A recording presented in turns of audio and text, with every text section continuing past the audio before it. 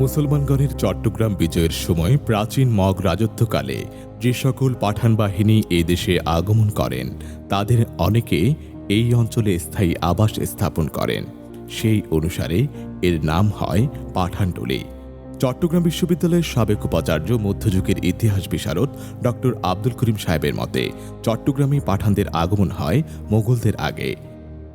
১৬৬৬ সালে শায়েস্তা খানের বিজয়ের পর এদেশে মোগলদের আগমন হয়। পাঠানদের প্রথম চট্টগ্রাম বিজয় হয় ১৩৩৮ ইংরেজিতে।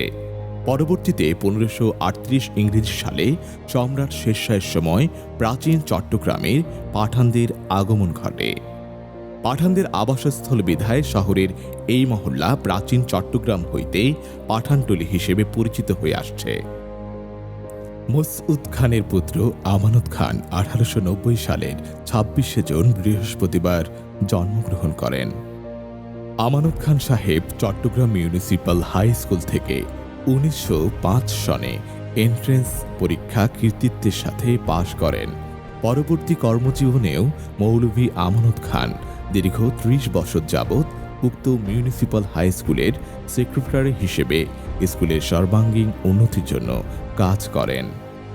১৯১৫ সালে আমানত খান কলকাতা বিশ্ববিদ্যালয় হতে আইএ পাশ করেন ও পরবর্তীতে কলকাতাস্থ স্কটিশ চার্চ কলেজ হতে বিএ পাশ করেন। তিনি ১৯২১ সালে কলকাতাস্থ প্রবাসী চট্টগ্রাম সমিতির সভাপতি নির্বাচিত হন। আমানত খান ১৯২৪ সালে বৃহত্তর চট্টগ্রাম হতে বঙ্গীয় আইন পরিষদের সদস্য নির্বাচিত হন। ১৯২৬ সালে কলকাতা বিশ্ববিদ্যালয় হতে বিএল এখন এএলবি ডিগ্রি লাভ করেন। ১৯২৬ সালের বঙ্গীয় আইন পরিষদে বৃহত্তর চট্টগ্রাম হতে আমানত খান যে আর ৩ জন সদস্য ছিলেন তারা হলেন নুরুল হক চৌধুরী, জেমস সেনগুপ্ত ও অরুণ চন্দ্র সিনহা। আমানত খান চট্টগ্রাম জেনারেল হাসপাতালের নির্বাহী কমিটির সদস্য, মুসলিম চেম্বার অব কমার্সের ভাইস প্রেসিডেন্ট, এমপ্লয়মেন্ট এক্সচেঞ্জের সদস্য, চট্টগ্রাম পোর্টের পোর্ট কমিশনার ১৭ বছর এবং ভাইস চেয়ারম্যান দায়িত্ব পালন করেন। ১৯৪৮ সালের ২৫শে মার্চ তৎকালীন পাকিস্তানের গভর্নর জেনারেল মোহাম্মদ আলী জিন্নাহ চট্টগ্রাম সফরে আসেন। চট্টগ্রাম পোর্টের পক্ষ থেকে আমানত খান কায়েদে আজম মোহাম্মদ আলী জিন্নাহর নিকট বন্দরের উন্নয়ন ও সম্প্রসারণের জন্য একটি স্মারকলিপি পেশ করেন। মৌলভী আমানত খান ১৯২৩ ইংরেজি হতে ১৯৪৮ সালের প্রথমার্ধ পর্যন্ত চট্টগ্রাম পৌরসভার নির্বাচিত কমিশনার ছিলেন। ১৯২০-২১ সালে চট্টগ্রামে রেল ধর্মঘট তৎকালীন রাজনীতিতে ব্যাপক আলোড়ন সৃষ্টি করেছিল। মৌলভী আমানত খান উক্ত আন্দোলনে সক্রিয় নেতৃত্ব প্রদান করেন। ১৯১৮-১৯১৯ ইংরেজি সনে মহাত্মা গান্ধীর স্বরাজ প্রতিষ্ঠা আন্দোলন ও খিলাফত আন্দোলন ক্রমে যুক্তভাবে উপমহাদেশে স্বাধীনতা আন্দোলন হিসেবে পরিচালিত হতে থাকে। এই সময় ফ্রান্সের ভার্সাইতে একটি শান্তি চুক্তি স্বাক্ষরিত হয়। প্রথম মহাযুদ্ধের সময় সমগ্র মুসলিম জাহানের ধর্মীয় ও রাষ্ট্রীয় খলিফা তুরস্কের সুলতানকে ইংরেজরা বিতাড়িত করলে তুরস্ক সাম্রাজ্যের অনেক অংশ ইংরেজ প্রভাবাধীনে নিয়ে আসে। পবিত্র খিলাফতের মর্যাদা রক্ষার জন্য ব্রিটিশ সাম্রাজ্যবাদ বিরোধী দেশপ্রেমিক এই উপমহাদেশের মুসলিমরা সংঘবদ্ধ আন্দোলন করার জন্য উদ্যোগী হন। এই আন্দোলনই ব্রিটিশ ভারতে ঐতিহাসিক খিলাফত আন্দোলন হিসেবে খ্যাত। মৌলভী আমানত খান ১৯২০-এর দশকে নিজ গ্রামে জনগণের সুবিধার্থে পাঠানটুলি পোস্ট অফিস প্রতিষ্ঠা করেন। সেই সময় পোস্ট অফিসের অফিস গৃহ এবং পোস্টমাস্টারের বাসস্থানের ব্যবস্থাও তাকে করতে হয়েছিল। ১৯৩০ সালে সূর্য সেনের নেতৃত্বে চট্টগ্রামের যুব বিদ্রোহ ও সশস্ত্র অভ্যুত্থান সংঘটিত হয়। এই সময়ে ব্রিটিশদের প্ররোচনায় হিন্দু মুসলিম দাঙ্গাকালে চট্টগ্রামের বহু হিন্দু পরিবার পাঠানটুলি পোস্ট অফিসে আশ্রয় গ্রহণ করেন।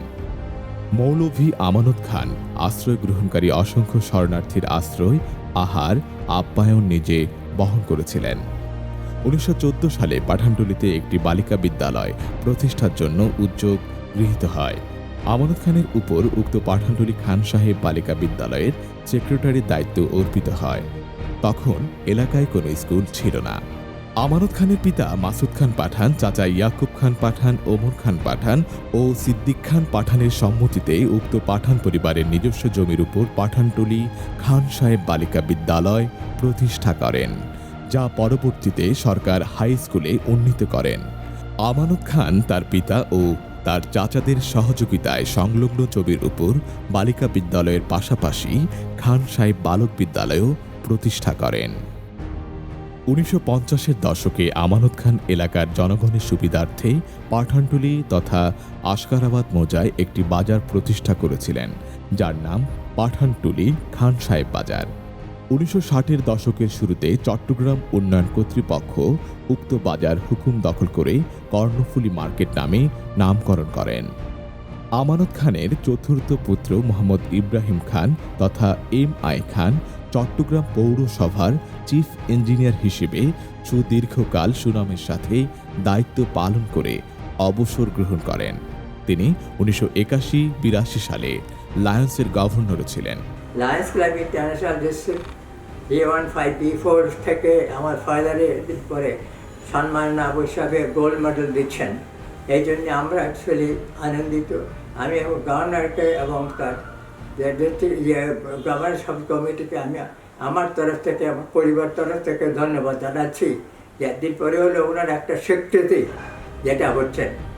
উনি কিন্তু চট্টগ্রামের তখনকার যারা ছিল নামকরা, এর মধ্যে উনি একজন ছিলেন। উনি একজন সফল ব্যবসায়ী ছিলেন, ওটা কোথাও লেখা নাই। উনি চট্টগ্রাম থেকে পাটজাত দ্রব্য আকিয়াবে পাঠাতেন, মানে রেঙ্গুন আগের মিয়ানমারে পাঠাতেন, আর ওখান থেকে চাউল নিয়ে আসতেন। এটাই ছিল ওর ব্যবসা।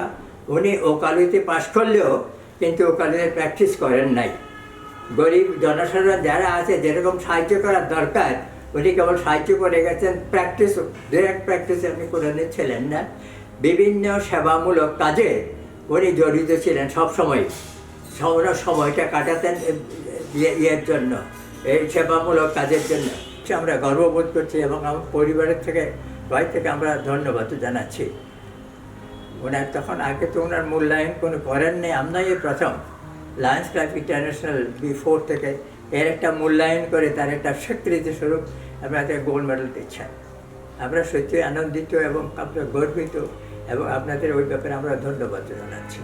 দীর্ঘ কর্মবহুল জীবন অতিবাহিত হওয়ার পর আমানত খান সাহেব 1971 সালের 18 জানুয়ারি 20 চিলকত রোজ সোমবার সকাল 10টায় প্রায় 80 বৎসর বয়সে পাঠানটুলিস্থ পাঠান মঞ্জিলের নিজ বাড়িতে ইন্তেকাল করেন। মরহুম আমানত খানের দীর্ঘ সমাজ সেবার স্বীকৃতিস্বরূপ সরকার পাঠানটুলিস্থ পাঠান মঞ্জিল সংলগ্ন পৌরসভা রাস্তাটিকে আমানত খান সড়ক নামে নামকরণ করেন। আমরা আজ তাকে গভীর শ্রদ্ধা ভরে স্মরণ করছি।